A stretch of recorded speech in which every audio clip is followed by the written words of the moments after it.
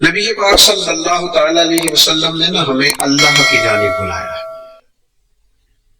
دنیا کے اندر مسلمان کا اور غیر مسلم کا فرق یہ ہے کہ مسلمان نظریاتی ہے، عقیدے والا ہے، اور جو مسلمان نہیں ہے وہ نظریاتی نہیں ہے۔ یہ ایک فرق ہے۔ نبی پاک علیہ السلام داعیہ الی اللہ ہیں۔ نبی کریم علیہ السلام نے ہمیں نظریہ دیا ہے، نظریہ۔ حضور نے ہماری سوچوں کو بدلا ہے، ہمیں نظریاتی بنایا ہے۔ دنیا میں ایک نظریہ یہ ہے کہ ہم نے جو محنت کرنی ہے، جو کوشش کرنی ہے، جو کاوش کرنی ہے، جو کما لینا ہے، وہی صرف ہمارا ہے۔ عقل کے زور پر، علم کے زور پر، ٹیکنالوجی کے زور پر، میڈیکل کے زور پر ہم نے چلنا ہے، اور یہ اسی پر فقط بھروسہ کریں گے تو پھر آگے بڑھیں گے معاذ اللہ۔ یہ عام نظریہ غیروں کا ہے۔ مسلمان کا کیا نظریہ ہے؟ مسلمان کا نظریہ ہے کہ کوشش کرنا انسان کے ذمے ہے، باقی ہونا وہ ہے جو رب نے جانا ہے۔ یہ نظریہ ہے۔ عقیدہ توحید ایک نظریہ ہے۔ جب رب چاہے گا، جتنا چاہے گا، جس کو چاہے گا اپنے فضل سے عطا فرمائے گا۔ یہ ایک نظریہ ہے۔ نبی پاک صلی اللہ تعالی علیہ وسلم نے مکمل محنت کا حکم دیا، جد و جہد کی بات کی، ہمت کی بات کی، لیکن فرق کیا ہے؟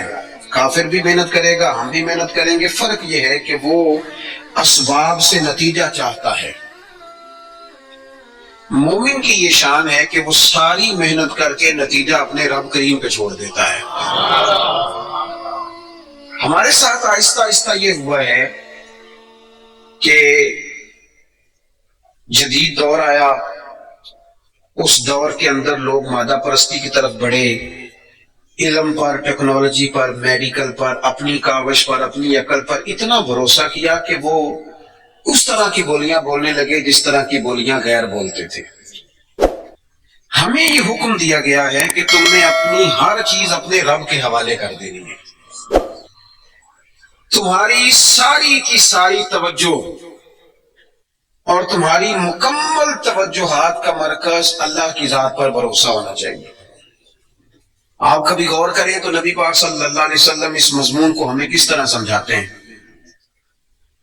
حضور علیہ الصلوۃ والسلام فرماتے ہیں اگر تم رب پر بھروسہ کرو گے نا تو وہ تمہیں اسی طرح رزق دے گا جس طرح پرندوں کو عطا کرتا ہے۔ کبھی اس حدیث کے حسن پر غور کریں۔ پرندے کی کتنی تعلیم ہے، کون سا کام سیکھا ہے؟ گھر سے نکلا ہے تو اسے پتا ہے کس دفتر میں جانا ہے، اسے پتا ہے کہ میں نے کہاں نوکری کرنی ہے۔ نکلنا بہرحال شرط ہے، نکلنا اس نے ہے۔ حضور فرماتے ہیں نکلو پر تمہارا بھروسہ رب کریم پہ ہو، جب تم لوٹو گے تو اسی طرح تمہیں روزی دے گا جس طرح پرندوں کو عطا کر دیتا ہے۔ ہم نے نظریاتی بننا ہے، نظریاتی۔ ہمارا سارا دھیان بندوں کی طرف ہے، ساری توجہ مالداروں کی طرف ہے، سارا خیال صحت و نوابوں کی طرف ہے، سارا میلان ہمارا بزنس کی طرف ہے۔ سارا یہ سارا نہیں ہونا چاہیے۔ ہاتھ کار والے اور دل یار والے، یہ میلان سارا نہیں ہونا چاہیے تھا۔ حضور نے ہمیں سکھایا ہے کہ بھروسہ اللہ کی ذات پہ، بھروسہ۔ اسلام ایک روحانی دین ہے، یہ آپ کو قلبی قرار دیتا ہے، سکون عطا کرتا ہے۔ آپ جب کچھ چیزیں اللہ پہ چھوڑ دیتے ہیں نا، بڑی ساری چیزیں دوستوں پہ نہیں چھوڑی، بڑی ساری رشتہ داروں پہ نہیں چھوڑ دیتے مجھے پہنچ پڑیں گے، بڑی ساری ماں باپ پہ نہیں چھوڑ دیتے، بڑی ساری جوان اولاد پہ نہیں چھوڑ دیتے۔ ادھر ادھر جو اتنی توجہ کرنی ہے تو سارا کچھ رب پہ کیوں نہ چھوڑ دیں، اللہ پہ کیوں نہ چھوڑ دیں۔ دیکھو اسلام کی جو پہلی جنگ ہوئی باقاعدہ، اور جس جنگ کے اندر اللہ کے فضل سے مسلمانوں کو وہ کامیابی ہوئی کہ اس کے اثرات آج تک باقی ہیں۔ میں نے ذمہ داری سے کہا ہے آج تک اس کے اثرات باقی ہیں۔ وہ جنگ کون سی ہے؟ جنگ بدر۔ آپ بولے نہیں جی میں آخری دفعہ کہہ رہا ہوں، بچے بھی، اور آپ دوست جو بڑے ہیں وہ کبھی کام بتائیں بچوں کو تو اشارے سے، چپ کرنے کا اشارہ یہ ہے، اس کو سیکھ لیں۔ آپ بولے نہیں، بولنے سے تو جو چپ کرانے والے ہوتے ہیں ان کا شور زیادہ ہو جاتا ہے. آپ میری بات پہ غور فرمائیں، میں بڑی اہم بات کر رہا ہوں آپ سے، اور چونکہ میں تھوڑی تقریر کرنے کا قائل ہوں اس لیے میں چاہتا نہیں کہ کسی چیز کو کہیں روکا جائے، بس بات ہو جائے تسلسل سے. جنگ بدر کے اندر تلوار سے نہیں لڑی، صرف نیزہ نیزے سے نہیں لڑا، صرف برچی سے نہیں لڑی. جنگ بدر میں دو نظریے تھے جو آپس میں لڑ رہے تھے، دو نظریے.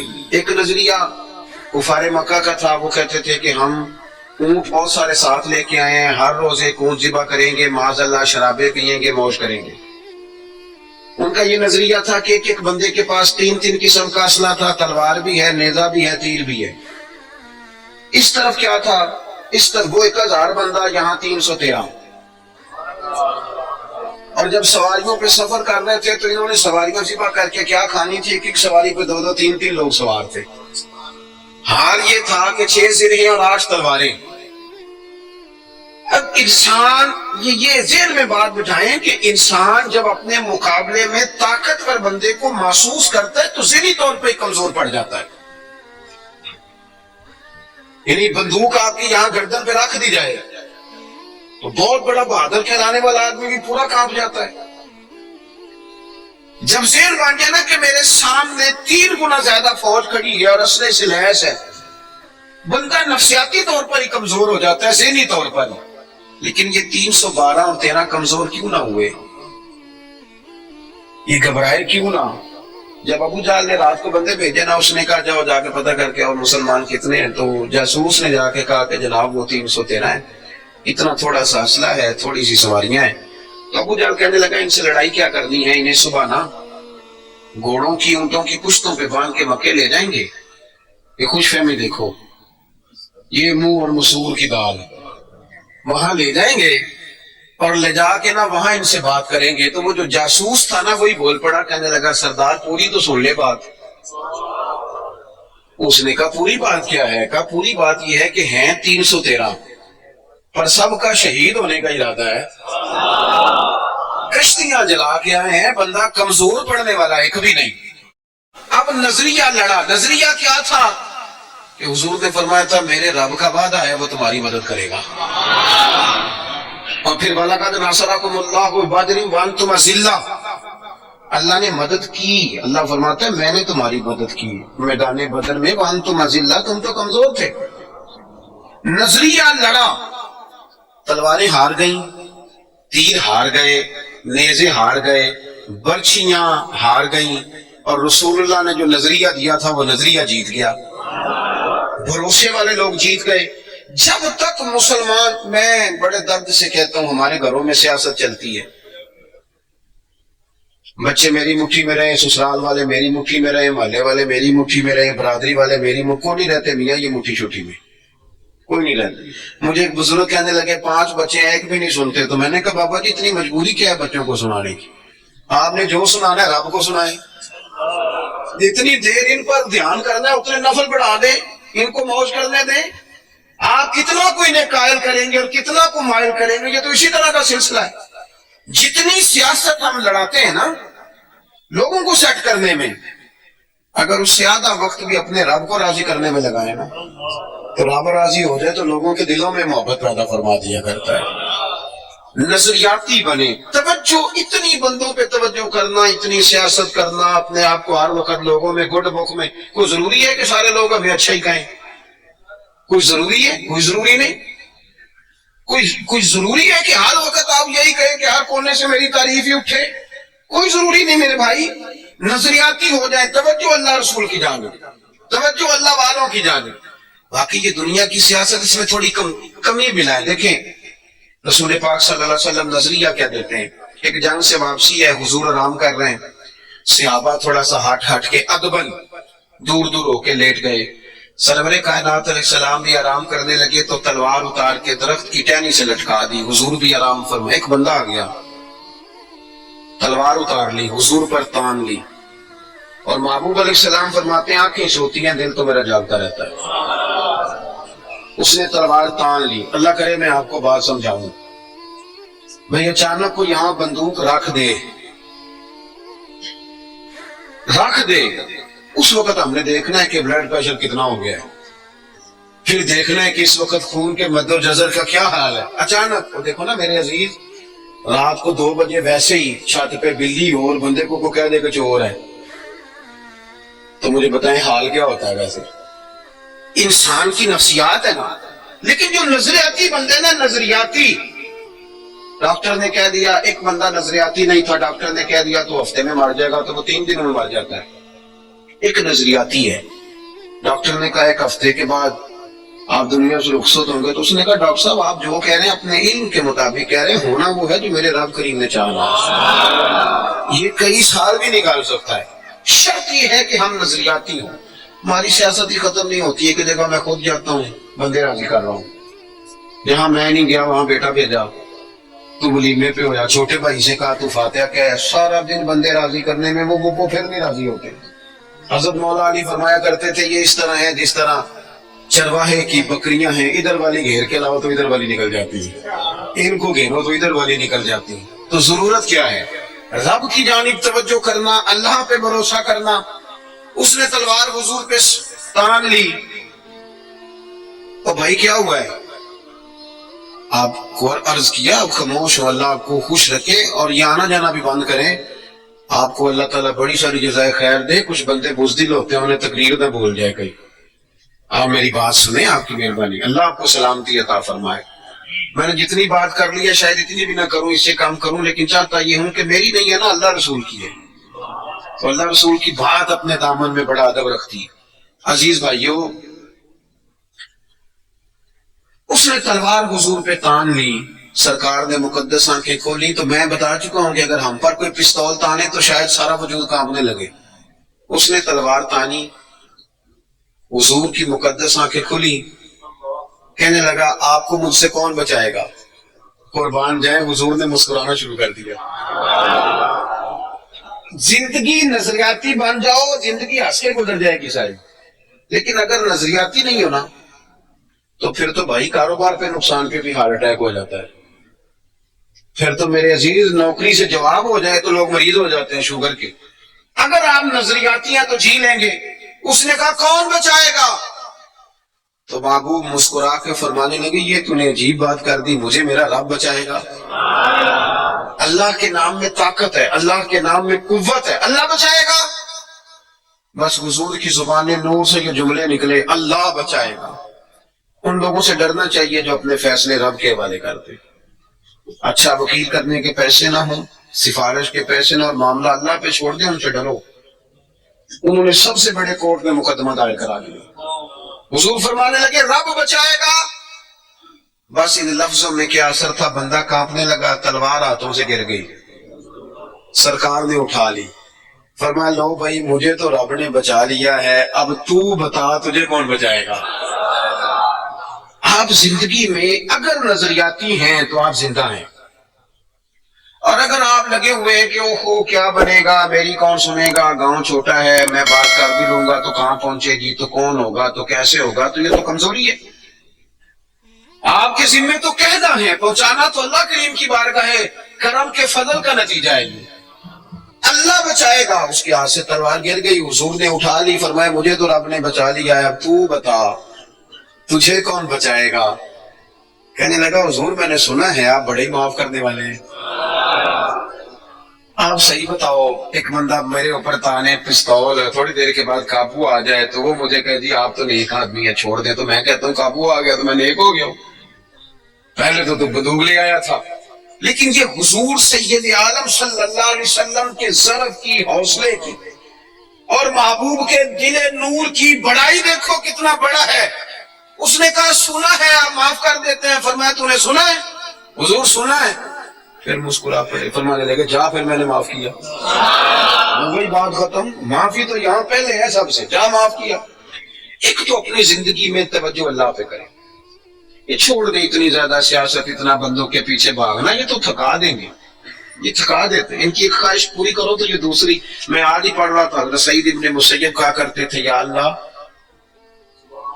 یہ بڑوں کی آرزوؤں سے بھی بچانا، ان کی آرزویں بڑی ہوتی ہیں، روز نہیں ایک آرزو۔ اور حضور دعا مانگا کرتے تھے، نبی کریم علیہ السلام، مسند امام احمد بن حنبل میں موجود ہے، اللہ کے محبوب فرماتے تھے اے اللہ اس آرزو سے بچا جو آرزو ایک اور آرزو میں مبتلا کر دے، وہ خواہش جو اور خواہش میں ڈال دے۔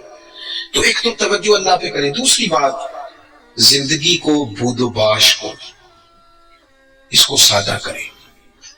سرور کائنات صلی اللہ تعالی علیہ وسلم کا کمال یہ تھا کہ لوگ نا حضور کے ساتھ ڈیل کرنے میں آسانی محسوس کرتے تھے کہ حضور سے بات آسانی سے کی جا سکتی ہے، سرور کائنات بات سنتے ہیں۔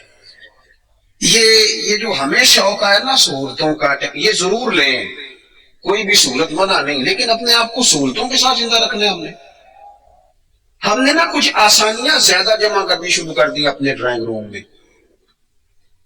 سردیوں میں ہیٹر ہے، گرمیوں میں اے سی ہے، اور ہر شہر ریموٹ کنٹرول ہے، اٹھنا نہ پڑے بیڈ سے، توبہ توبہ، اور واش روم بھی اٹیچ ہے۔ اتنی سہولیات جمع کرنا چاہتے ہیں، بس نہیں چلتا، ورنہ جو ہم لا سکتے ہیں وہ تو ضرور آتا ہے۔ اس سے زیادہ جب آپ اتنی آسانیوں کے عادی ہو جاتے ہیں نا میرے عزیز، تو پھر آپ نظریاتی نہیں رہتے، پھر آپ کو قابو کیا جا سکتا ہے، پھر تو ڈاکٹر کو بھی ایسی دے کے تحفے میں تو مرضی کی دوائی لکھوائی جا سکتی ہے۔ حالانکہ اس معاملے میں سفارت چلنی چاہیے، صحت والا معاملہ تو ٹھیک ہونا چاہیے نا، لیکن ڈاکٹر اگر بڑا ہے تو اسے چابی دیں کمپنی والے گاڑی کی، تو اسی کمپنی کی دوائی لکھ دے گا، اللہ ماشاء اللہ۔ جب آپ نظریاتی ہیں، تھوڑے پہ آپ کو گزارا کرنا آتا ہے۔ حضور صلی اللہ علیہ وسلم نے نا ہمیں اپنی سیرت کے تعلق سے جو دوسرا بڑا نظریہ دیا وہ یہ ہے، آپ کو میری باتوں کی سمجھ آ رہی ہے؟ جو نہیں بولتے انہیں بھی آ رہی ہے۔ حضور نے ہمیں اپنی سیرت نور سے ایک پیغام دیا ہے کہ دنیا میں تمہارے مکانات نہیں، تم نے یہاں رہنا ہے مسافروں کی طرح۔ تمہارے لیے نا عالیشان محلات اور تمہاری مرضی کی آسانیاں اور سہولتیں وہ ساری رب نے جنت میں تمہارے لیے تیار کی ہیں، وہاں تمہیں من چاہی چیزیں ملی۔ یہاں تم نے مسافروں کی طرح، کن فی الدنیا کانک غریب و عابر سبیل، مسافر کی طرح، راہگیر کی طرح وقت گزارنا۔ آپ نے کبھی دیکھا ہے کہ بس اسٹاپ پہ جہاں بندے کھڑے ہو کے بس کا انتظار کرتے ہیں، وہاں کبھی کسی بندے نے جگہ خرید لی ہو کہ یہاں اکثر کھڑے ہونا پڑتا ہے تو چلو جگہ تھوڑی خرید لیتے، خریدتا ہے کیوں؟ اسے پتا ہے کہ بس آئی تو میں نے چلے جانا ہے۔ پلیٹ فارم پہ، ریلوے اسٹیشن پہ کبھی کسی بندے نے جگہ خریدی ہے کہ یار اکثر آنا جانا پڑتا ہے تو چلو تھوڑی خرید لیتے، کبھی خریدی ہے؟ ایئرپورٹ پہ نا میں نے یہ دیکھا ہے کہ آپ اپنا بیگ رکھ کے، ہینڈ کیری سامان رکھ کے آپ کسی کرسی پہ جائیں نا، اور آپ واش روم سے ہو کے یا کسی طبی عادت سے ہو کے واپس آئیں تو وہاں کو بندہ اور بیٹھ گیا ہو تو بندے جھگڑا نہیں کرتے، چپ کر کے اپنا سامان اٹھاتے ہیں دوسری جگہ پہ۔ کیوں نہیں کرتے؟ ان کو پتہ ہے کہ فلائٹ آئی تو میں نے یہاں رٹا ڈالنے کی ضرورت کیا ہے؟ آپ نبی کریم علیہ السلام کی بات کو سمجھے۔ حضور نے فرمایا کہ تم نے یہاں مسافر کی طرح رہنا ہے۔ مسافر کو 2 مرلے کے لیے جھگڑے کھڑے کرتے ہیں، وہ کچھ 6 انچ کے لیے رٹے ڈالتے ہیں، ان کو تو پتا ہے کہ حضرت اسرائیل نے آنا ہے اور ہم نے چلے جانا ہے۔ اس لیے حضرت بلال حبشی رضی اللہ تعالیٰ عنہ بڑا عرصہ رہے مدینہ طیبہ، 10 سال رہے، انہوں نے کوئی مکان نہیں بنایا۔ ایک حجرے میں وقت گزر گیا، کو بتائے کہ شادی سے پہلے مولا علی شیر خدا کا مکان کہاں تھا، کو بتائے کوفے میں کتنی جائیدادیں بنائی انہوں نے، کہاں محلات تعمیر کیے ان لوگوں نے، ان کو پتا تھا۔ ان کو پتا تھا حضرت عمر پر 80 دینار کا قرضہ تھا، انہوں نے پتا تھا کہ جب حضور آئے تھے نا معراج کی رات تو مجھے بتایا تھا کہ عمر میں تیرا محل دیکھ کے آیا ہوں۔ جب حضور دیکھ آئے تھے تو پھر انہوں نے یہاں بنایا۔ یہ نظریاتی بات ہے، اس کو آپ نے سمجھنا ہے۔ ہمارے ہاں یہ ابھی کرونا آیا نا، پینک پھیل گئی، ٹینشن ڈپریشن کے مریض بڑھ گئے۔ آپ نے ناراض نہیں ہونا، زیادہ تر وہ لوگ ٹینشن میں ہیں جو آسانیوں میں جینے والے تھے نا، کیونکہ بندے نے اتنی قیمتی کوٹھی بنائی ہو پھر چھوڑ کے مر جائے، دل نہیں کرتا مرنے کو۔ اتنے پیسے جمع کیے ہو پھر چھوڑ کے کیسے مرے، دل ہی نہیں کرتا۔ وہ لوگ مسافر تھے جنہوں نے سامان باندھے ہوئے تھے، جب رب کا حکم آئے گا ہم حاضر ہو جائیں گے۔ اب یہ ٹینشن کیوں پھیلی؟ ٹینشن اس لیے پھیلی کہ ہم اسلامی نظریات کو نہیں سمجھتے۔ اور میرے بھائی وہ کسی اور کا عقیدہ ہے کہ مر جائیں گے تو فنا ہو جائیں گے، اور کا عقیدہ ہے. اور مجھ سے کچھ سوالات بھی ہوئے اس دوران. دیکھو قبر کھڈا بھی ہے، گھڑا بھی ہے، لیکن مجھے اپنی ڈائریکشن کا پتہ ہے، آپ کو بھی اپنی ڈائریکشن کا پتہ ہے. ہمیں کسی کی نا ایک آدھ خامی کا پتہ ہوتا ہے، اپنی تو ساری کا پتہ ہوتا ہے. لیکن وہ الگ بات ہے کہ اپنی خامیوں سمیت اپنے آپ سے پیار ہوتا ہے، اور کسی کی ایک خامی دیکھ کے بھی اس سے پیار نہیں رہتا. عزیز بھائی، ہمارا یہ مسئلہ ہے کہ اگر تو ڈائریکشن ہماری غلط ہے، کام ہم نے دوزخ والے شروع کیے ہیں تو قبر کھڈا ہے، دوزخ کے گھڑوں میں سے گھڑا ہے. لیکن اگر ڈائریکشن ٹھیک ہے، حلال حرام کی تمیز ہے، آنکھ پر، زبان پر، نفس پر کنٹرول ہے، پھر قبر کھڈا نہیں، نظریہ سمجھو، پھر تو قبر باغ ہے. نہیں سمجھے آپ میری بات؟ قبر ہے، باغ میں جاتے ہوئے ڈر لگتا ہے، پریشانی ہوتی ہے، دل گھبراتا ہے. وہ جی قبر میں آکسیجن کہاں سے آئے گی؟ میں نے کہا جہاں اماں کے پیٹ میں بچہ ہوتا ہے تب کہاں سے آتی ہے؟ چلیں اس سے بھی اور مثال دیتا ہوں. کبھی انڈا دیکھا ہے جب اس میں سے بچہ نکلتا ہے؟ چاروں جانب کو جگہ ہوتی ہے آکسیجن کی. یہ جو بڑے عقل مند لوگ ہیں یہاں سوال کھڑے کرتے ہیں، ان سے پوچھو کہ بچہ تندرست بھی نکلتا ہے انڈے سے اور سونا بھی نکلتا ہے. تو جس رب نے وہاں اسے سنبھال کے رکھا نا، پیاری جلد بنائی، وہ قبر میں بھی تیری بڑی حفاظت فرمائے گا، بڑی حفاظت فرمائے گا. بل بارت شاہ نہیں مردے جنہ کیتیاں نیک کمائیاں نے، نالے عرش فرشتے بانگا ملیاں، مکے پہ گیا شور. بلے شاہ آسان نہیں مرنا ہے تے مار گیا ہی کوئی اور. تو کوئی اور، یہ کیا اقبال بھی کہتے ہیں، موت کو سمجھے ہیں غافل اختتام زندگی، یہ ہے شام زندگی، پھر صبح دوام زندگی. قبر باغ ہے، باغ. ایک وہ ہے کہ خوف ہے قبر میں کیسے جائیں گے، وہاں کیا بنے گا، بستر کوئی نہیں، ٹھنڈ بڑی ہے، وہاں کیسے گزار. ایک یہ ہے کہ وہ باغ ہے. باغ بھی عام نہیں، روضۃ من ریاض الجنہ، جنت کے باغوں میں سے باغ. اور باغ عام نہیں جس کے نیچے نہریں رواں ہیں. اور باغ اتنی شانوں والا ہے کہ پہلی آنکھ کھلے گی تو زیارت چہرہ بدوہا کی نصیب ہوگی.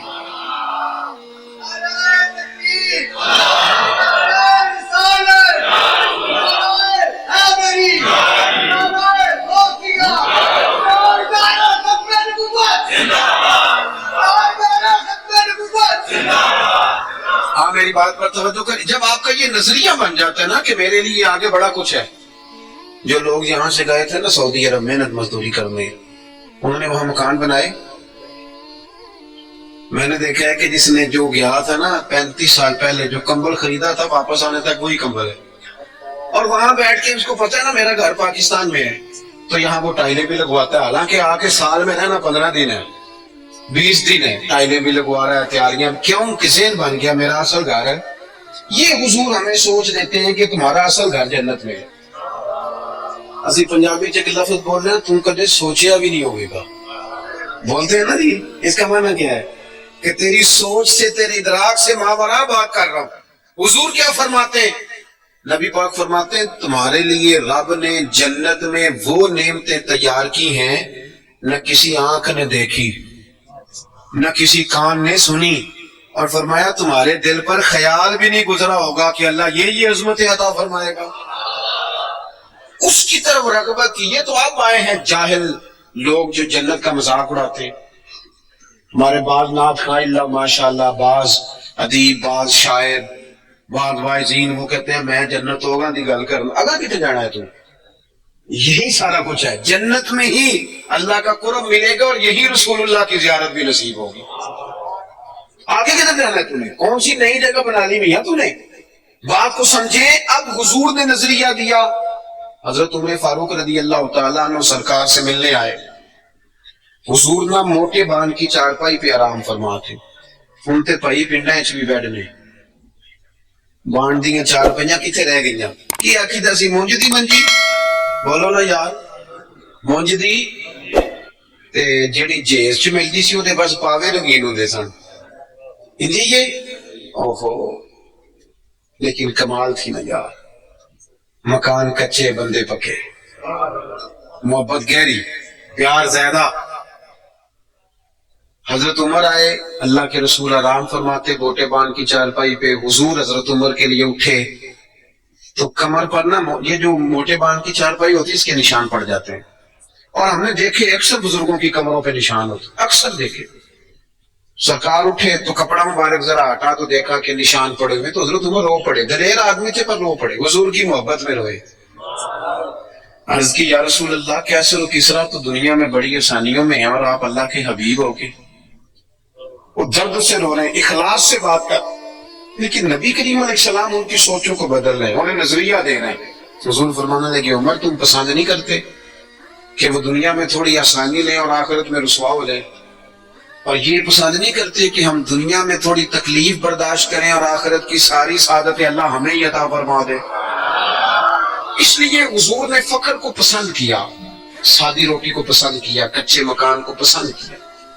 جب آپ کا نظریہ یہ نہیں بنتا کہ میرے لیے آگے بڑا کچھ ہے، اتنی دیر تک انسان آخرت کی تیاری کا شوق پیدا نہیں کرتا۔ اگر یہ نظریہ بن جائے، وہ مولا رومی رحمۃ اللہ لکھا ہے کہ مصر میں ایک زمانے تک یہ طریقہ رہا کہ وہ سال کے نا آخری دن، سمجھ لیں ذی الحج کی 29 تاریخ کو دریا کے کنارے جاتے تھے، تو جو بندہ سب سے پہلے کشتی سے اترتا تھا نا اسے پکڑ کے بادشاہ بنا لیتے، پورا سال اس کی بات مانتے تھے، لیکن سال گزرنے سے 2-3 دن پہلے اسے جنگل میں چھوڑ آتے تھے، بھیڑیے کھا جاتے تھے، کہتے تھے اگر زندہ رہا تو دوبارہ کرسی پہ بیٹھنے کی سازش کرے گا۔